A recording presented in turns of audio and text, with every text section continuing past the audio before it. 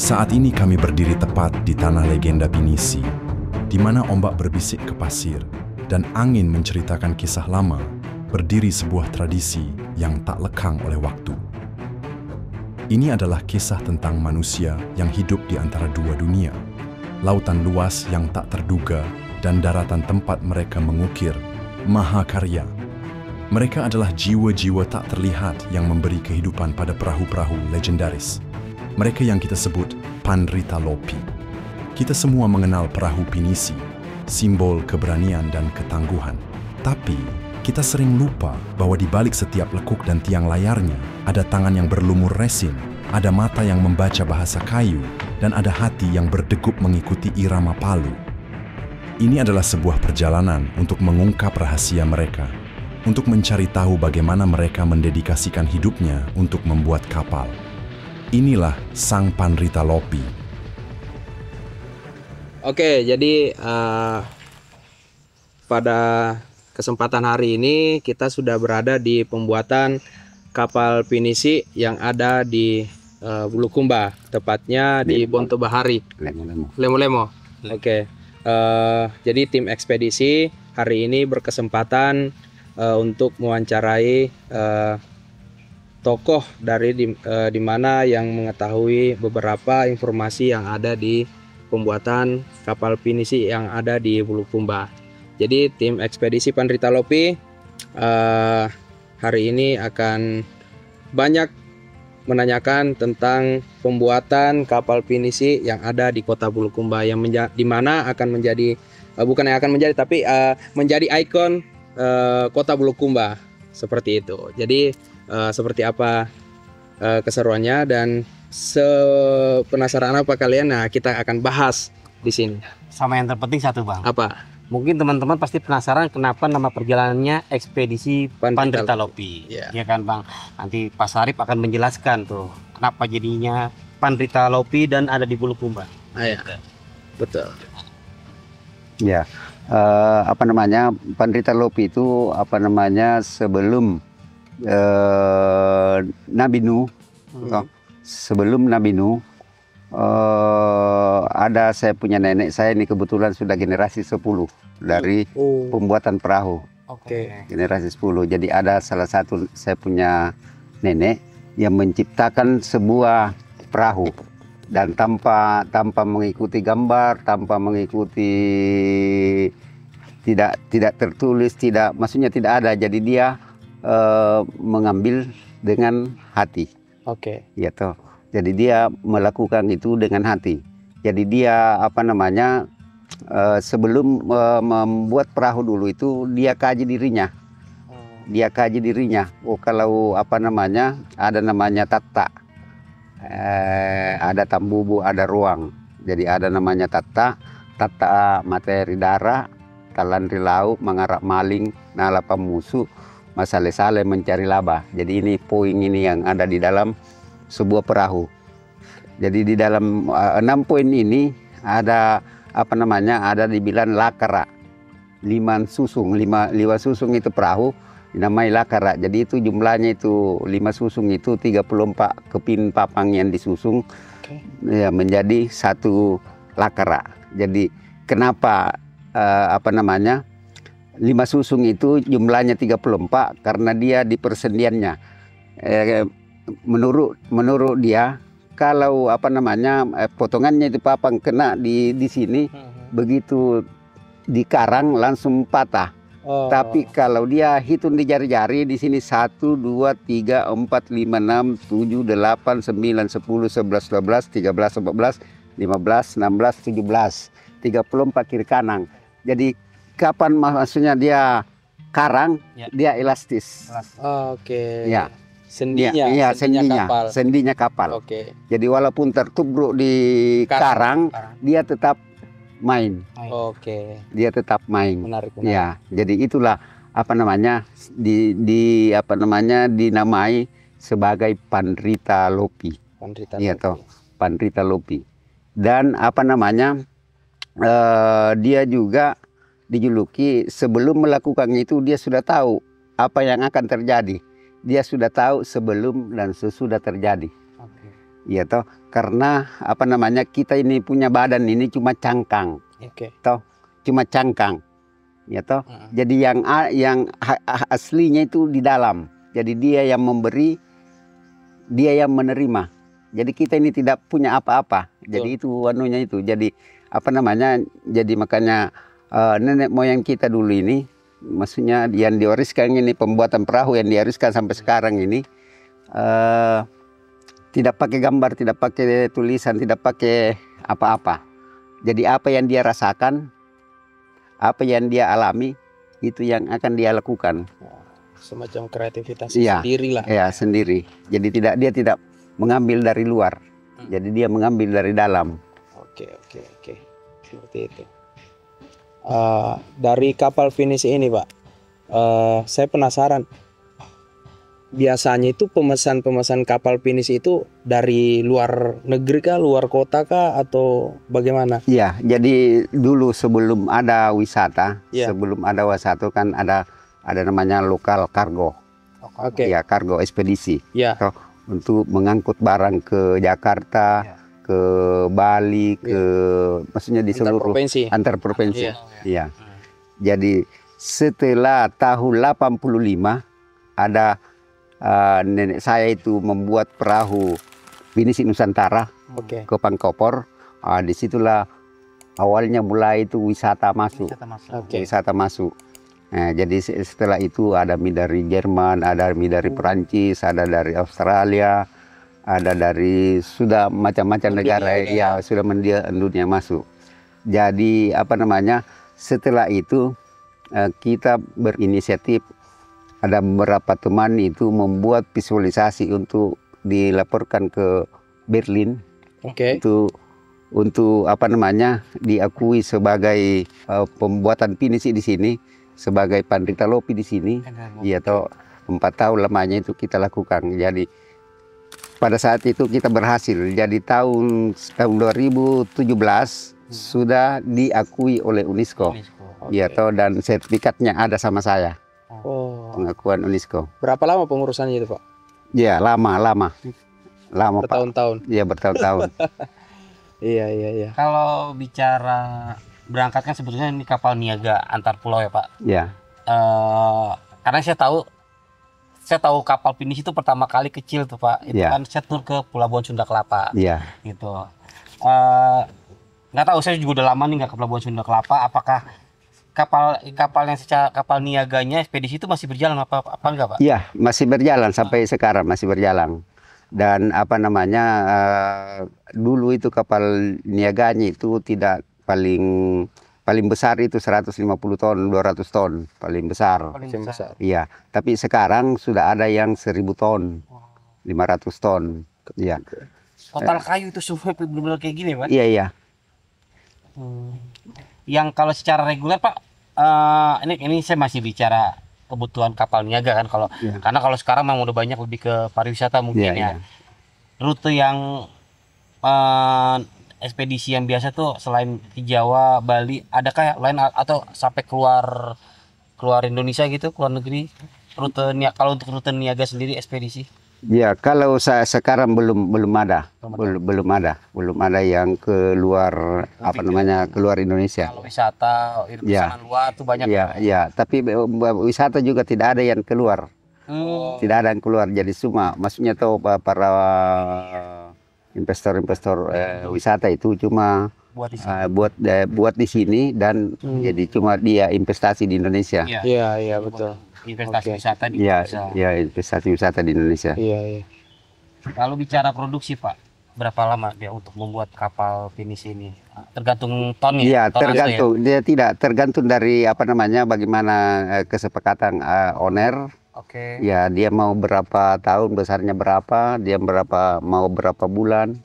Ya, karena sistem saya di sini saya mengejar waktu. Bukan apa namanya? Bukan besarnya perahunya. Iya, jadi saya itu menghitung waktu. Jadi misalnya sebuah kapal ini, saya punya kapal ini nilainya 5 miliar misalnya toh. Jadi harus ada waktu 10 bulan. Jadi berarti omset yang saya kelola dalam 1 bulan itu 500 juta. Jadi bulan pertama saya belanja 100 juta, masih ada saldonya 100 juta. Kalau saya bisa selesaikan dalam jangka waktu 6 bulan, itu otomatis 2 miliar itu sudah saya punya.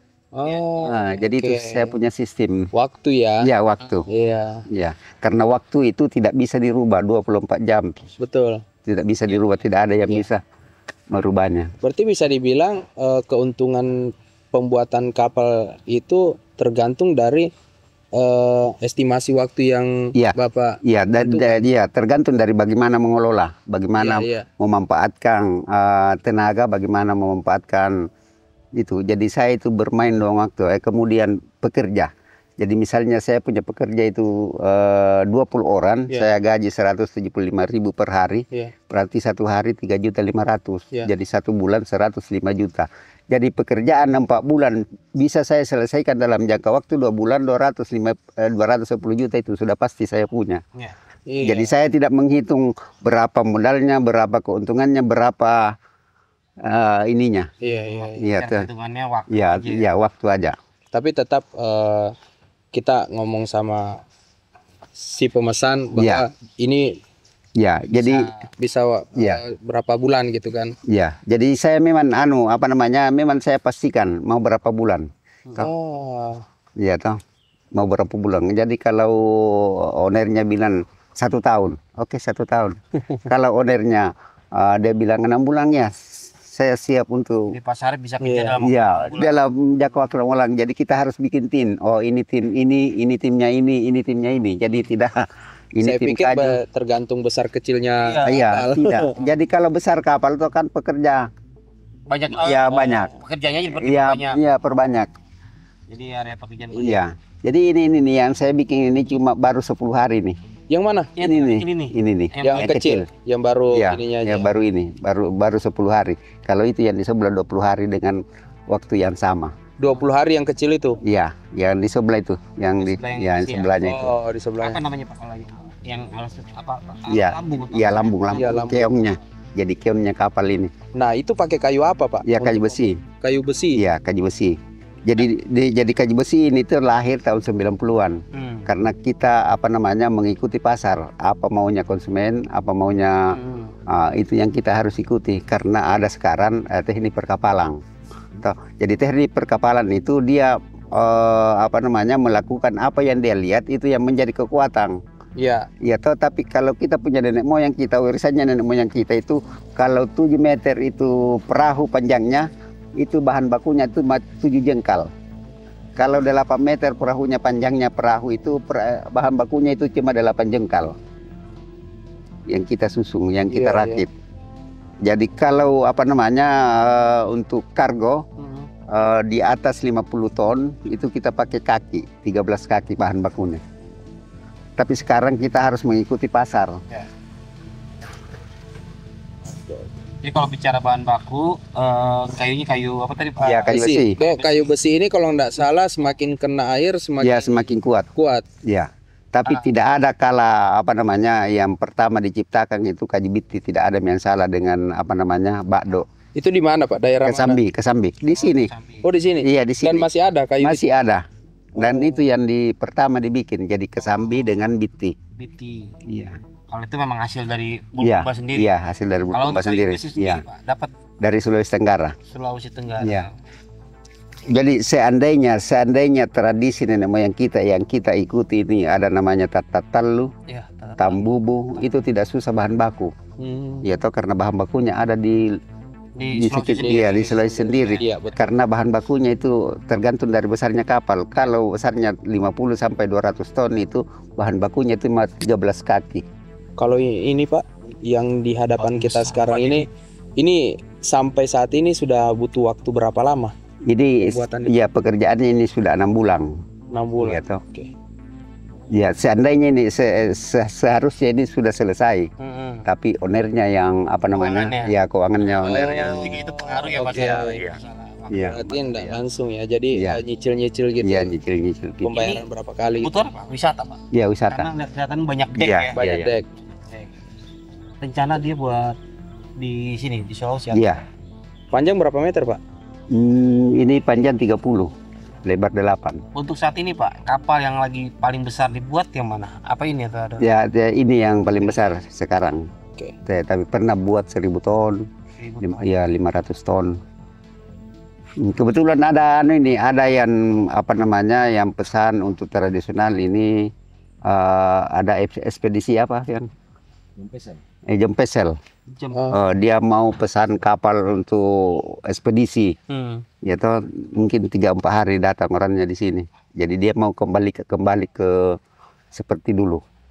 Oh, ekspedisi Iya. kargo. Iya, kargo. Oh. Di kargo seperti dulu. Tapi kalau sekarang masih ada Pak pesan kapal pinisi untuk kebutuhan kargo? Ya sudah tidak. Sudah tidak ada. Ya sudah tidak ada. Karena saya lihat saja waktu kecil nih, Iya. Bang Mail di mana di Iya. sudah Tapi saya tetap Udah tua kapal. ya, tapi saya tetap bikin Pak perahu pinisi tradisi dulu itu yang saya sama seperti ini.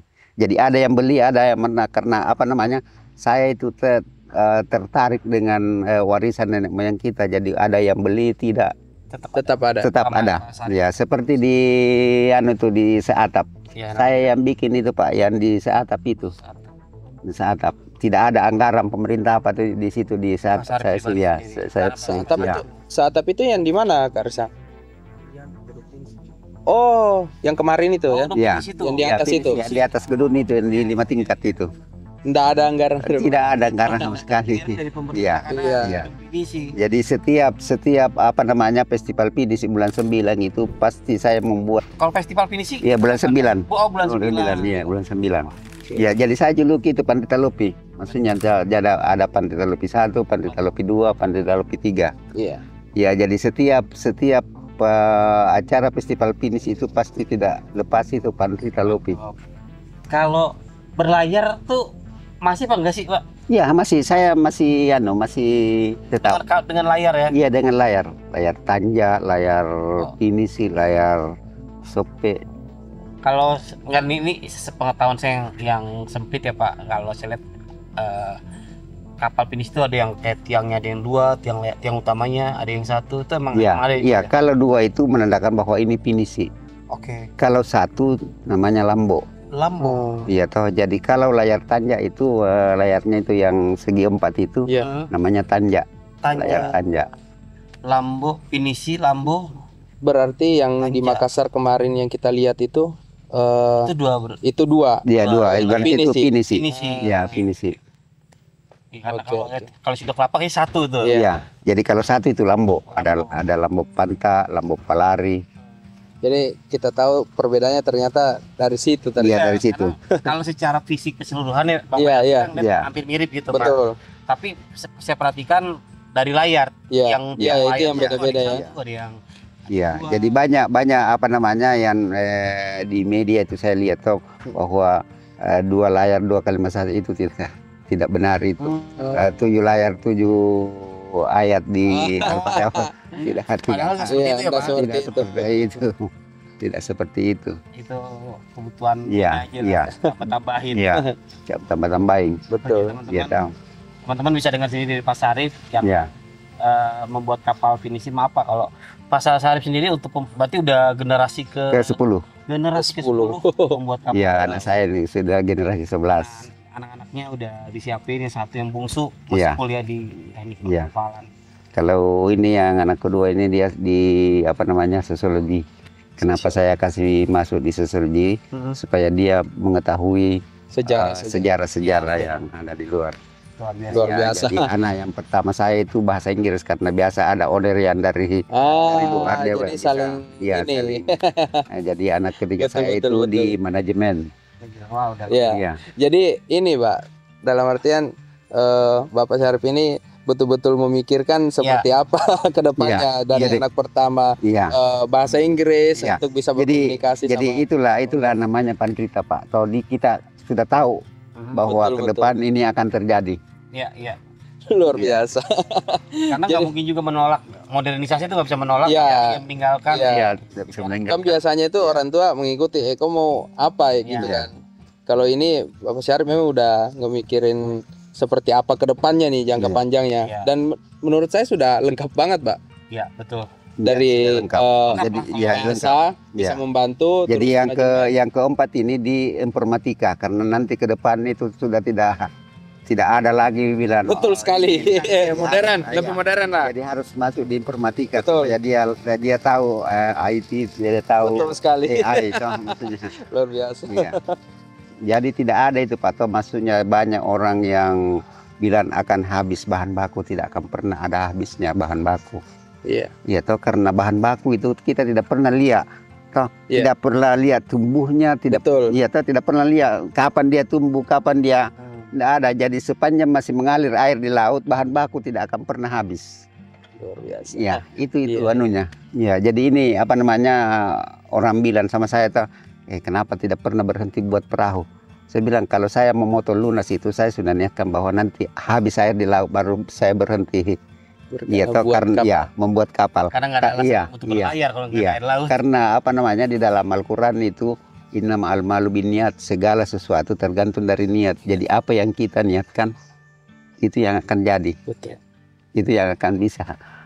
Iya. Menarik.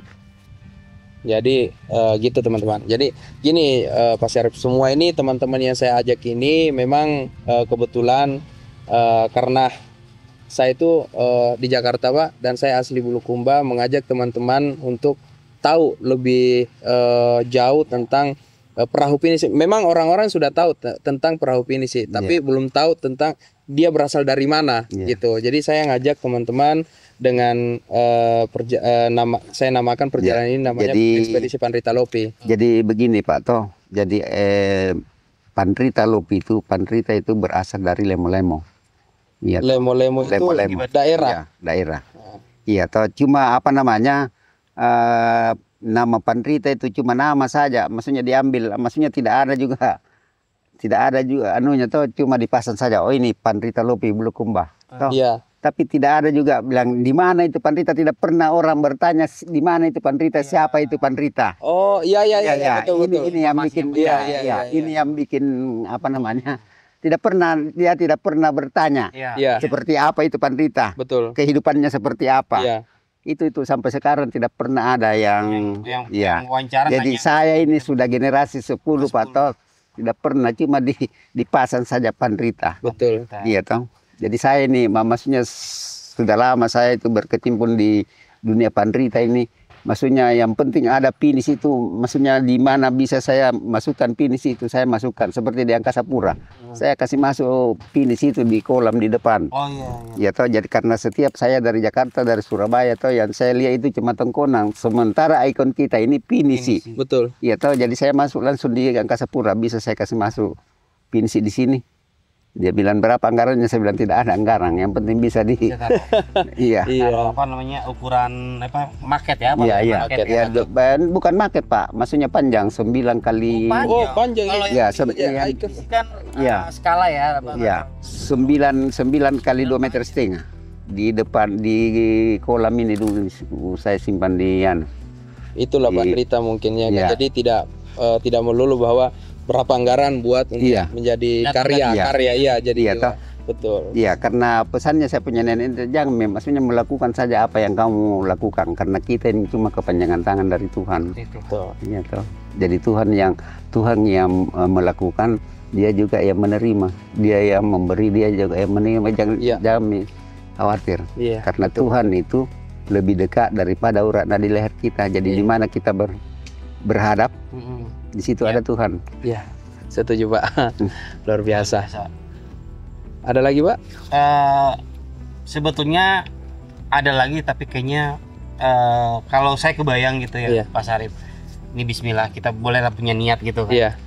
Tahun ini sekarang kita jalan pakai mobil lewat laut, menyeberang kapal. Mungkin suatu ketika kita pakai kapal sendiri. Iya, luar biasa. Nah itu mimpi besar ya. Kita sama teman-teman punya mimpi besar seperti itu.